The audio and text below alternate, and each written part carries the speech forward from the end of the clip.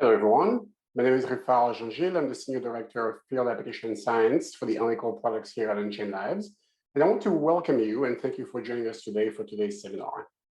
So if you have any questions, I encourage you to click on the Q&A icon at the bottom or top of your screen and simply submit your questions, and we'll answer as many of them as we can with the time allotted to us. I will also be mindful of not using the chat room, but use the actual Q&A to make sure that we can see your questions and queue them appropriately. So the seminar today is quite exciting, right? So beef up your protein formulation toolbox with Unde. Our speaker today is going to be Kevin Lentz. He's our product manager for the analytical products. And this is really exciting because he's going to be focusing on the Unde and see exactly how the Unde's deep tools can help you sort out your formulations hiccups, objectives, and really leverage our tools to sort out and optimize the best conditions for your samples. So without any further delay, Kevin, the floor is yours. Thank you. Yep. Hi, Rufar. Nice shirt. Thanks for the intro. I'll see you at the end. All right. Thanks, everyone, for joining me for my talk on how to beef up your protein formulation toolbox with Unde. Now, when you think about most tools in the lab, a lot of them kind of look like this. Maybe they're not a pocket knife, but they might do one thing really well, and maybe you get an additional sort of side benefit out of them. The way that I think about Unde is like this. It's got a lot of different tools, a lot of different applications and features, and it really helps you solve a lot of problems. So today, what this talk is going to focus on is looking at formulation problems, and we'll just take a small slice of Unde's tools and look at 5 or 6 of them and how it can help you solve interesting and everyday challenges with your protein and biologics formulation. So with that, I'll introduce Unde. It is a combination of 3 different detection methods, all built into one instrument. So we have full spectrum fluorescence, which excites with one of our 2 lasers, either a 266 nanometer UV laser or a 473 nanometer blue laser. And Unde's going to read full spectrum fluorescence coming out of that fluorescence experiment to give you the whole picture of what's going on with your sample. So for proteins, you can use intrinsic fluorescence to read the fluorescence of tryptophan and tyrosine residues, or you could add labels and dyes if you have challenging samples or if you're trying to answer other interesting questions. SLS is static light scattering. That's going to be those UV and blue lasers going into your sample, bouncing back out. We'll measure the intensity of that signal that bounces back out. Because that's lasers going into your sample and hitting particles and bouncing back out, SLS is a really great way to look at when particle formation is occurring in your sample. We'll check out, what are some of the advantages of SLS versus other techniques during this talk. DLS is dynamic light scattering, and it lets you really crank up the detail on sizing and get understanding of size and size distribution of your protein sample. So for an antibody, you might see your nice monomer peak at about 10 nanometers in diameter, and then you'll know if you'll have extra aggregates floating around in the 100s, 200s, 50 nanometer diameter range. Take those 3 detection technologies and have the ability to control the temperature of your sample from 15 to 95 degrees Celsius, and you can do thermal ramps to stress out your samples and see which ones start to unfold and aggregate first. Or you can do isothermal samples and hold things at elevated temperatures, 37, 42, 60, whatever the case may be for your sample. Or you can do things just at room temperature if you need a quick DLS read on a small sample volume. Unde can do all of this, and that's why it's really the all-in-one biologics characterization platform. Combine those 3 different detection technologies, and you can get a long list of applications that help you solve a wide variety of problems in your lab. Today, we'll be focusing on those relevant to protein formulation and stability. So that'll be things like TMT-Ag, TM-Cipro, isothermal stability, KDB22, and there's a little bit of sizing information in there as well. But as you can see, there's more than a dozen applications here on Unde that are relevant to all kinds of sample types, from formulation work on biologics to lead optimization for antibodies to formulation and capsid engineering for AAV viral samples. Okay, so kind of the secret sauce of the Unde is its consumable, the Uni. It's a aluminum frame with 16 quartz cuvettes inside of it, where each quartz cuvette holds 9 microliters of sample. So all you would do is simply pipette in your sample, and you would seal the uni inside of its blue frame where silicone seals clip around those quartz cuvettes. And you have a nicely sealed sample where you don't have to worry about evaporation over long periods of time or over a heat ramp.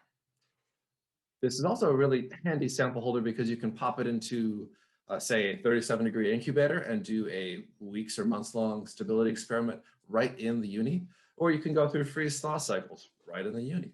It's one of the advantages of having a well-sealed sample holder on such a small sample volume, is you can actually take care of your whole experiment in this consumable.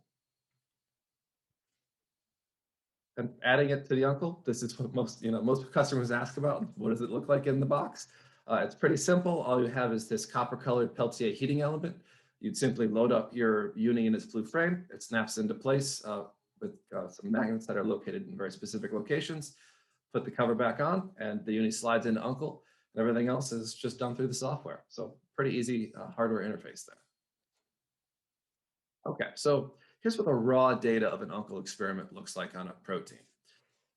We have the UV laser that's coming into the sample here, and then what we're measuring is what's bouncing back out. So the area under this curve is actually the SLS signal. But more importantly, what that UV laser is doing when it reacts with the sample is causing protein fluorescence. We're capturing the full spectrum protein fluorescence here, in this main curve between about 300 and 400 nanometers. So every one of these lines is a different full spectrum read at a different temperature. So starting near room temperature is at the top, and then as temperature increases, you see fluorescence decrease. But importantly, you see a shift to the right. So that's a red shift. And what's causing that is the nicely folded protein.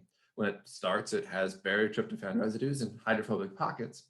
And as temperature increases, things start to unfold, and those tryptophan residues go from a happy sort of hydrophobic pocket to now exposed to the aqueous environment. That shift from hydrophobic pocket to hydrophilic environment causes a shift in that tryptophan fluorescence, and you get this red shift behavior. So what Uncle will do is will analyze sort of the center of mass of this large peak, and that way it gets a really sensitive ability to see when things have shifted to the right, because the center of mass will shift towards higher numbered wavelengths. The other important thing out of this is that if you have additional fluorescence that's causing problems, you could take smaller slices of the full spectrum fluorescence, which is a tool we'll look at a little bit more in a few slides. Okay, so here are the results looking at those fluorescence and SLS data points, graph versus temperature. I'll start in blue, which is the world of protein unfolding, and the world of fluorescence. So the y-axis there is BCM, or barycentric mean. That's the technical term for the spectral center of mass. You can see at 25 degrees Celsius, it starts about 345 nanometers. And as temperature increases, it continues to increase to the right, and it goes through two sort of inflection points at TM1 and TM2, which will be unfolding events for your protein. At the same time, because we're gathering simultaneous SLS data with that full spectrum fluorescence read, we can also look at the intensity of light being scattered by proteins or particles in solution. Because not much is going on in the sample for a long time, that signal's very flat. And then at TM2 is when this particular antibody begins to aggregate. So in one experiment, we see a very flat signal, and then a T-ag is called as that SLS signal starts to increase, meaning that peak is increasing and more light is being scattered by larger particles. This one experiment, because we have simultaneous data, we are getting an answer on when this protein starts to unfold and which unfolding behavior is correlated with aggregation in the sample and buffer. The other interesting feature for Uncle is, is because it has full spectrum fluorescence, you have a lot of different choices to always see what's happening. That was a focus on protein fluorescence, but we can also look at dye-based fluorescence. So in this case, we have a dye that's fluorescing between about 515 and 650 nanometers. So we want to analyze that. It can be a good choice to, say, use a dye if our native buffer has issues with fluorescence. But let's check out a specific example of that. So in this case, we have an antibody sample, and it's actually in the same concentration in all three of these pictures. On the left, it's in a sort of regular buffer, histidine, I believe. And in the middle, we've actually added a different excipient, and on the right, we've added a second excipient. And in this case, that excipient is quenching fluorescence. So we don't really have any signal left to rely on to analyze this piece of data. Well, what can Uncle do? Because it has that full spectrum fluorescence capabilities, we can rely on the blue 473 nanometer laser and the fluorescence signal between 500 and 650 nanometers. And we'll analyze the area under the curve for this dye-based fluorescence, which in this case is going to be cypro orange, so that we're able to still understand the unfolding of a protein using a fluorescence that's not going to be quenched by our excipient in our buffer. So what happens is if we have that antibody and it's just in its native histidine buffer, then if we add our buffer one where we saw a lot of quenching, we basically lose the ability to see those melting temperatures. So we go from having 2 clear inflection points to having basically nothing going on in that buffer that's detectable. But with our cypro orange fluorescence experiment with that dye-based fluorescence, we now can answer the question about how is my protein unfolding. And we again see for our normal antibody, we get 2 clear unfolding temperatures. And for our excipient that quench fluorescence, we can conclusively answer that this destabilizes the molecule and causes the protein to unfold at earlier temperatures. This is great because with just intrinsic fluorescence, we would have had no idea how to get an accelerated answer on what's going on between this excipient and our protein. There's also a great solution for proteins that don't have tryptophan or tyrosine, particularly if they might be more smaller peptides, or if that's just a structural feature of them. Adding cypro is is another good option to get an answer on when unfolding occurs. And so you go from having, again, no fluorescence to having clear melting temperatures, and that you really need that full spectrum fluorescence capability to do. Okay, so next let's look at a little bit of a broader slice of Uncle data and how it can help you screen for bad buffer behavior. So in this experiment, what we'll be doing is taking a antibody and adding it to just 2 different simple buffers, a histidine-based buffer and an acetate-based buffer. We'll call the histidine buffer the commercial formulation. So in this case, we'll have triplicate samples in our commercial formulation, and you can see that the melting temperatures line up extremely well, and we're still getting that 2 melting temperature result that we're used to for this particular antibody. If we buffer exchange that into its acetate buffer for comparison, we'll notice that there's a shift in the signal. And if we quantify that by looking at the melting temperature, we see that there's a big impact of going into an acetate buffer because both melting temperature 1 and melting temperature 2 have shifted to lower temperatures, meaning the antibody is unfolding more readily, more easily. But since we're doing a TMT-ag experiment, we also get an answer not only on unfolding, but also on aggregation. So here, just to simplify things, we're looking at just 2 samples to make the colors easier to pick out. And we have an acetate buffer that shows very sharp and extreme aggregation. So we can identify when this peak starts. We know that the slope of this peak is extremely steep. And we know that SLS continues basically uncontrolled to extremely high levels. So this sample is reaching its second melting temperature, and it's aggregating extremely rapidly and towards extremely large particles. But what about the commercial formulation? Well, we know what really bad aggregation looks like, but we have some data down here. How is the antibody behaving in its commercial formulation? Well, before I zoom in on the SLS data, I want to quickly take a pit stop over at what Uncle's DLS can show you.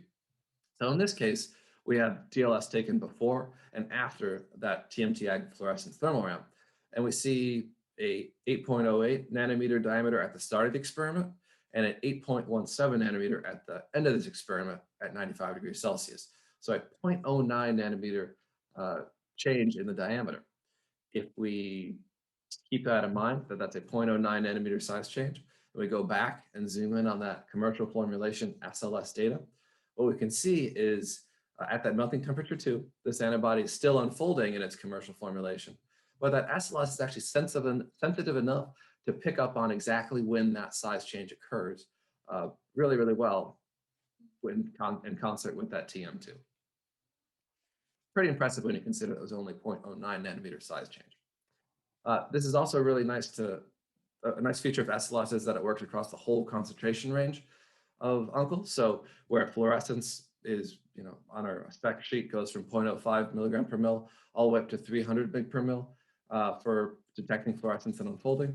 SLS is right there with it, so it detects aggregation and that change in state of your protein, all the way from the lowest concentration all the way to your highest concentration. So not something that we have to kind of sacrifice if we have an extremely low or high concentration sample.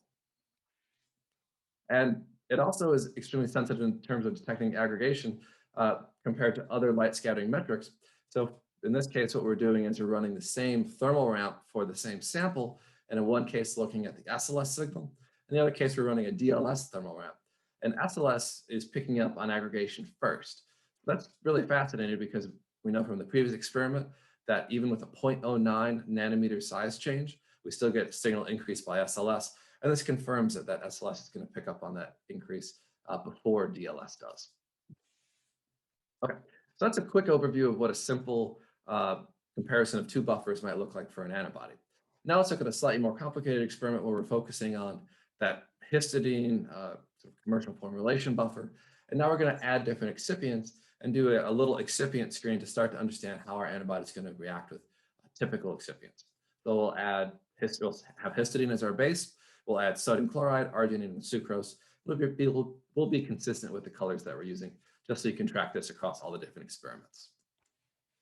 So first, another TMT-Ag experiment, and we'll see that histidine and sucrose maintain pretty consistent melting temperatures for TM1, but sodium chloride and arginine show a shift to earlier melting temperatures since they destabilize the stability of the protein and unfoldings happening earlier. Interestingly, melting temperature 2 shows very little shift and maybe just a slight destabilization by arginine, but nothing is showing the several degree shift that melting temperature 1 is showing for these excipients. If we add on the SLS data on top of that melting temperature result, we can see that with all of these excipients, we're still seeing aggregation occurring in concert with TM2, which is not guaranteed. It's always good to make sure you have that data. And we do see that in this case, we have very, very similar melting temperatures, but sodium chloride and arginine drive that rapid and severe aggregation behavior, while histidine and sucrose drive less extreme aggregation behavior in our sample. Okay, so now let's take a peek at another application on Uncle called B22 and KD. So what we're doing with the B22 and KD experiment is taking a quick sort of room temperature snapshot to see if your protein formulation combination is at risk of aggregation. We'll be understanding if there's protein-protein interactions, non-specific interactions, going on between the proteins in your formulation. How this experiment works is by running a range of concentrations, typically between about 1 and 10 milligram per mil for an antibody, and we can help you design this. You want to keep a relatively dilute concentration regime. And so we'll test 4 or 5 samples, and we'll compare that to the diffusion coefficient or a light scattering metric called Kc over R90. So for this case, we'll just focus on the diffusion coefficient, which is going to be the result for a KD experiment. So that's great because diffusion coefficient means how fast is my protein moving in solution. And if we increase the concentration of my protein and my protein slows down, it's behaving like it's larger because it's moving around slowly. And that tells us that we have attractive interactions in our sample, meaning that we're at risk for aggregation because our protein is behaving like it's larger and being self-attracted. The flip side of that is you get a protein that's behaving like it's faster, in other words, smaller, and that's kind of like a north-north pole of a magnet because our proteins are being self-repulsive. So in this case, the desirable repulsive interactions have a positive value, and the undesirable negative interactions have a negative value, and neutrals close to 0. So in this case, just looking at the result quickly in the tabular format, and we see that across the 4 different buffers that we're testing, there are 4 different buffer and excipient systems that we're testing. We see that again with KD, histidine and sucrose perform extremely well. So they're showing highly repulsive protein-protein interactions in those 2 buffers. Arginine is quite neutral, and sodium chloride is tending towards aggregation. B22 in this case agrees, although that's not necessarily the case because you can have disagreeing KD and B22 results depending on exactly the behavior of your excipient. All right, so now let's take a look at isothermal stability, which is a really handy tool in Uncle to monitor aggregation across seconds, minutes, hours, or days, up to about a week. So you can understand in a quick sort of experiment how your protein is behaving before you go and move on to that weeks or months long experiment, holding your temperatures and tracking aggregation over time. So with this kind of experiment, what we're probably doing here is refining our temperature that we're going to use for that longer term isothermal experiment, or using this as a quicker answer to compare different excipients like I'm doing in this result. With Uncle's isothermal experiments, we can measure fluorescence and SLS or DLS, or all three at once. So in this case, because 473 hasn't quite been the star of the show yet, we'll look at the SLS intensity at 473 nanometers with that blue laser. And what we see agrees with kind of the aggregation behavior that we've seen so far, which is that sodium chloride has the fastest rate of SLS intensity increase, indicating that aggregation is kind of starting and proceeding faster with that sodium chloride sample. Arginine is a little bit behind that, aggregating not quite as fast, but that histidine and sodium chloride stay very, very stable. And you know that if you're running a longer term isothermal experiment, then setting this temperature, which is quite high at 60 degrees Celsius, might still be acceptable for your histidine and sucrose samples. All right, and pivoting to our last application here, this is going to be looking at G22, which is also known as the Kirkwood-Buff integral, to take a look at how our protein interacts with itself in a more crowded solution. So, well, B22 was for a more dilute solution between about 1 and 10, or sometimes up to 20 mg per mil. G22 really excels at concentrations that are much higher, so 50 mg per mil all the way up to results at 100 mg per mil and beyond. Now, what it's going to be looking at is for positive values of G22, they indicate attractive, undesirable protein-protein interactions. And for negative values of G22, that indicates repulsive interactions for those very highly concentrated protein-protein formulations. And again, it's a light scattering measurement, and we're basically looking at how light scattering behaves as you increase concentration more and more. If we check out our, again, 4 different samples for G22, we actually see a really interesting result that tells us there's more to this story. Because at these concentrations, which are above 50 mg per mil, going all the way up to 100 mg per mil, so concentration in mg per mil, we can see that histidine and sucrose have slightly negative G22 values, but kind of our dark horse candidates here of arginine and sucrose show, or arginine and sodium chloride, show more negative G22 results, indicating that they are actually helping prevent aggregation in these higher concentration formulations. So when our concentration increases to more dramatic, more like final formulation concentrations, we might want to pay attention to the behavior of something like sodium chloride and arginine, because they can help inhibit, they can help promote repulsive interactions and inhibit aggregation at these higher concentrations. A pretty interesting counterintuitive result that we would have missed if we didn't have a G22 application ready to run on our formulations. All right, so if we're doing this for a living, well, what do we do next? The answer is try to understand, which buffer is the best. So the first question that I would ask if talking to any customer about this is what concentration do you really care about?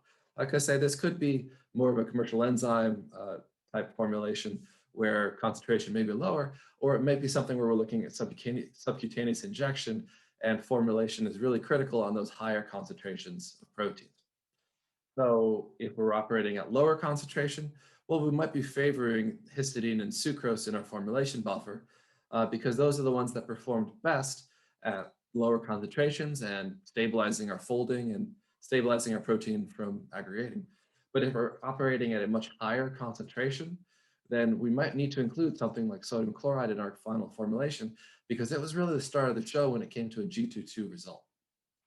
So your next experiment using this initial sort of formulation screen and uncle might be more of a DOE to really fine tune and optimize a formulation buffer based on the answer that you need to know, or the answer that you have for what concentration you need to be operating at. And the results that you're seeing here, which is histidine and sucrose seem to be performing very, very well, but then sodium chloride might really help you at those higher concentrations. So that is our look today at how Uncle's many tools can help you evaluate different formulations and different formulation screens. Its many tools can also help you look at protein stability, as we saw melting temperature shifts, both with and without dyes. And with that full spectrum fluorescence capabilities, it can actually offer even more dye capabilities to look at viral vector stability, which is something that we have a lot of other webinars and app notes covering. But really the takeaway message here is with Uncle's all-in-one protein stability tool set, it gives you a lot of different applications that mean that you can solve the protein problems that you have today, and it can solve the problems that you're going to have in months or years from now in your lab. So that's the kind of flexibility that Uncle really brings when solving these kinds of biologics problems, is any kind of problem you can throw at it, Uncle usually has a tool and an application to help you solve it. With that, I'll pause and we'll see what questions we have. Thank you very much, Kevin. Wow, that was excellent. Good. So I guess to piggyback on what you left off, the Uncle's flexibility, right? So the many tools, as you put it, really quite a lot there.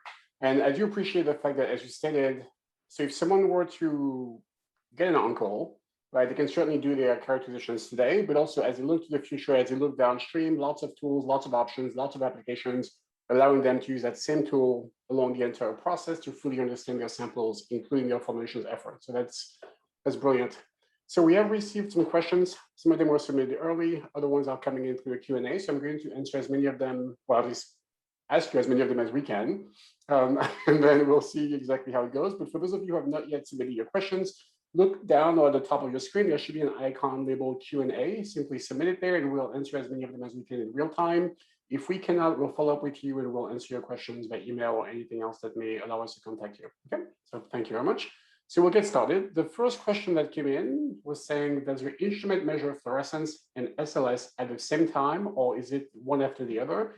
And what benefits do you get from it?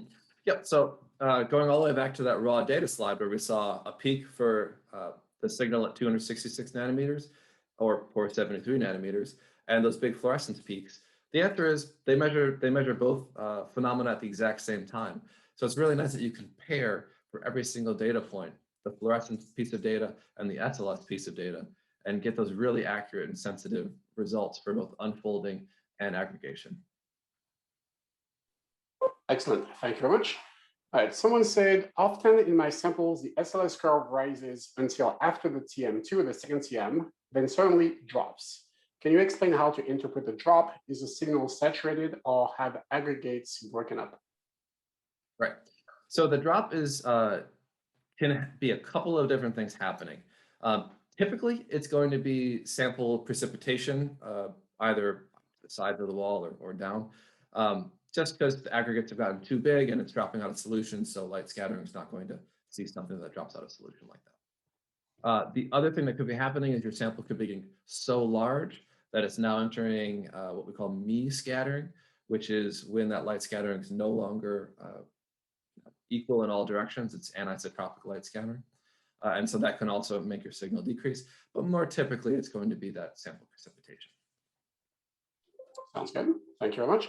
Let's see, another one says, can the Uncle holder be used for long-term isothermal studies? Any evaporation concerns, any chemical compatibility issues? Yes, the Uncle can definitely be used for long-term studies. In the Uncle itself, you can run an experiment for as long as a week, or you can take the uni and put it into a incubator for a period of weeks. Evaporation is not really concerned with those silicone seals holding the sample in. And I think chemical compatibility was the last thing. No, the only materials touching your sample are quartz and silicone, which are famously inert and compatible for biologics formulations. Sounds good, excellent. So there's a question that came from Juliana asking, I have noticed after thermal ramping up to 95 degrees, the DLS data is unreliable, poor correlation functions above 1000 nanometer of size. Is there a way to get around this? For example, a specific temperature we should target? Okay. So what's going on there is basically your sample has aggregated to extremely large sizes. And that's sort of just the way that DLS works. Beyond about 1000 nanometers, it's beyond the range of useful DLS data. If it was very interesting or very critical for you to understand DLS size as it changes, you could run a DLS thermal run. and see at what point your sample has aggregated beyond the point of that particular DLS measurement. But a lot of times we're looking at the onset temperature when aggregation measures. That's really the critical point at when is my problem starting, because after that point, it can also be a kinetic measurement, it could be a thermodynamic measurement, it could be a couple of things mixed together. That's a good point, yeah. And it is in fact true that we measure the size and all of the DLS measurements before and after your thermal ramp, but we also do SLS in real time, right? Which is going to be a clear indication of when your aggregate begins to form. And so in the case of the DLS at 95 degrees, it is not a temperature that is biologically relevant, right? In terms of how we think about samples being delivered to patients. And certainly if you have samples that are approaching 1,000 millimeter or micron, then certainly that's also not going to be very useful for a therapeutic. So just knowing that they're above a micron is usually sufficient to be able to understand that the samples are not suitable for injection or for any in vivo application, right? So that's a good point, Kevin. Thank you. Excellent. So we have a question from Scott asking, often in samples, the SLS curve rises until after TM2. I believe I've answered that question before, right? And certainly the drops. Okay, so you've answered it. Okay. So let's see, is the uni compatible with automated liquid handlers? How many unis can be placed in uncle at a time? Okay, so up to 3 uncles can be placed in up to 3 unis can be placed in an uncle at a time. So 16 samples per uni, that's up to 48 samples per experiment. We have had 1 or 2 customers that have done custom solutions to loading a uni, but generally the answer to that question is no, the uni is not compatible with automated solutions. Okay, thank you very much. Another question came in saying, how does the change in pH or the addition of various excipients impact your signal? Will then a 350 over 330 ratio be sufficient? I'm sorry, can you repeat that?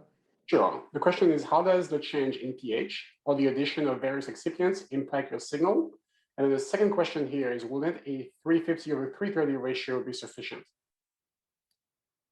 So the change in pH does not impact the measurements going on in uncle. It might unfold your protein a bit more, or it might have an impact on dye fluorescence. But generally, there's not really an issue. But again, the material properties of quartz and silicone, changes in pH, like you're usually looking at for biologic experiments, won't really be a problem. And light scattering and fluorescence won't really be an issue. So for, I think there was a second question in there, but for the ratio measurement, the answer to the question is, ratio is a useful tool, but when you have a sample that doesn't behave the way you expect it, you have nowhere else to go with ratio. If you have a small molecule that fluoresces, if you have a lipid with a complex head group that fluoresces, then they're going to add additional signal to your, to your fluorescent sample and could interfere at 350 and 330. And you're not going to be able to salvage that because you can't look at a different slice of fluorescence behavior and you can't use a dye. So that's why having that full spectrum fluorescence capability is really necessary, because otherwise you could just be left with a result and nothing left to do to solve the problem. Makes sense. And just to clarify the first question, I think they were essentially asking us, perhaps how does it impact the actual data itself, right? So certainly changes in pH, changes in excipients could impact your fluorescence and your SLS. You expect it to happen, right? Because that's the whole point of the formulation optimization effort. But certainly as that's happening, as Kevin said to us, this will not impact the instrument's performance itself. So we'll be able to characterize whatever change is taking place. And the 350 to 330 ratio is very useful, very popular, but certainly it has its limitations. As Kevin again said, whenever samples begin to behave in ways that are unexpected. So they may not have a ratio that's shifting. They may have, for instance, quenching or other phenomena that can be characterized best using a full spectrum data collection. Okay, thank you for that one. So interesting question here. What are the most popular applications for formulation screening?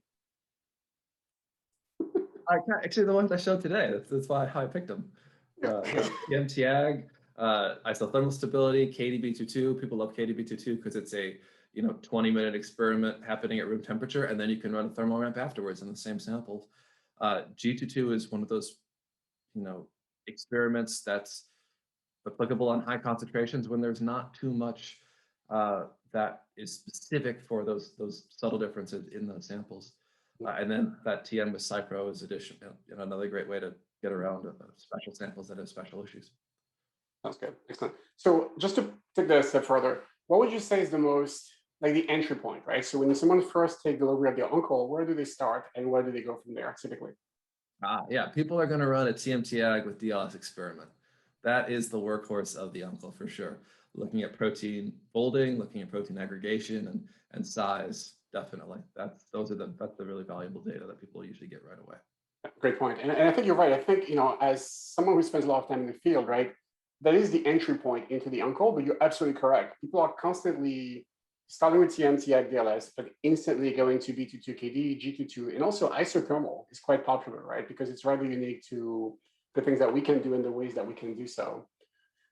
So speaking of which, the next question is, can you do isothermal DLS in addition to an isothermal with fluorescence and SLS on uncle? Yes, yep. You can do kind of any mix that you want. Today, I just showed very quickly a 473 nanometer SLS experiment.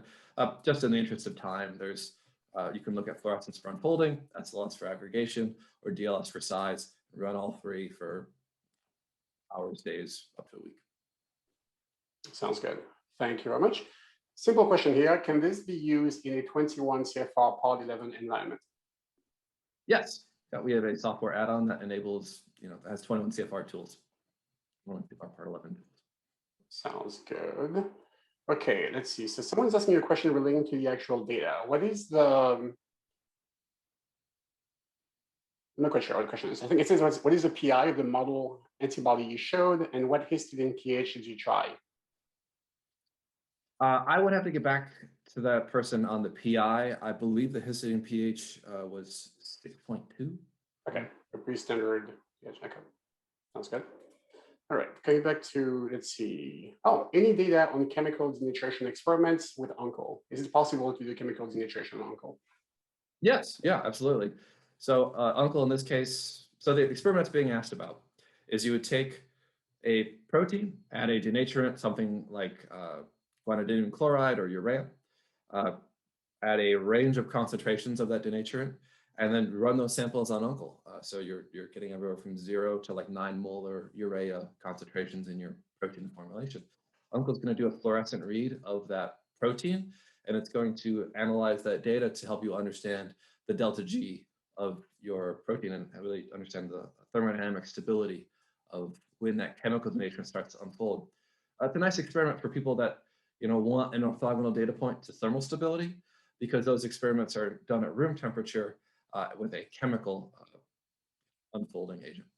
Yeah, that's a great point. And we do also have the ability to fit up to 4 states, right? So if you have 3 transitions, we can certainly characterize those pretty easily, and this is completely done automatically by the software. And then I think to Kevin's point, this is an isothermal measurement. So we've seen people do rather interesting things where they begin doing a delta G, and then they do a TMT ag DLS experiment after that to further stress their samples and seeing how the presence of this instrument can in fact allow them to either differentiate things that are very close to each other or stress samples that require much more greater forces to unfold them. So that's a good point. Excellent. Let's see. So what about less pure preparations? If a sample is not purified to homogeneity, are these measurements still useful?